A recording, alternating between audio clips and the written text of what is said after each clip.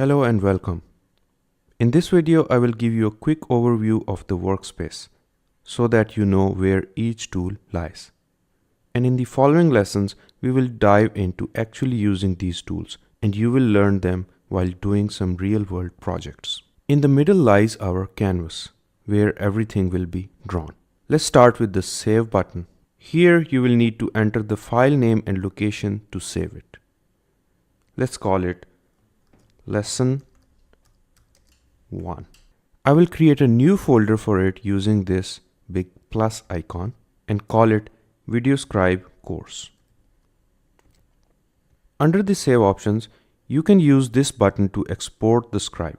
This button allows you to save the scribe to your Sparkle Cloud account. These files will be saved on the server of Sparkle and would be accessible from anywhere. It's a good option if you work in groups or on multiple computers frequently. Lastly, with this option, you can save a screenshot of your whole canvas into a PDF file. The next one in the line is Add an image icon. That is for adding images to the canvas.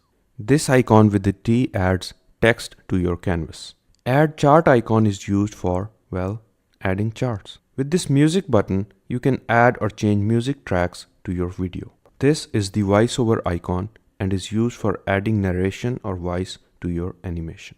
You can change the look of your canvas by adding some background color or texture to it, and that can be done with this paper texture and color tool. The hand that will draw your animation and the pen it will use can be customized using this drawing hand icon. Now let's look at the top right. This play button can be used to preview the animation at any time. Once you're done with your animation, you can use this publish or render button to publish the video, a process also called rendering. In the bottom right, here we have icons for set camera position and clear camera position. These control how the canvas zooms and moves around during the video, as we will see soon. This eyeball is used for temporarily hiding objects added to your canvas, especially for editing purposes. It just hides the element temporarily and doesn't delete it.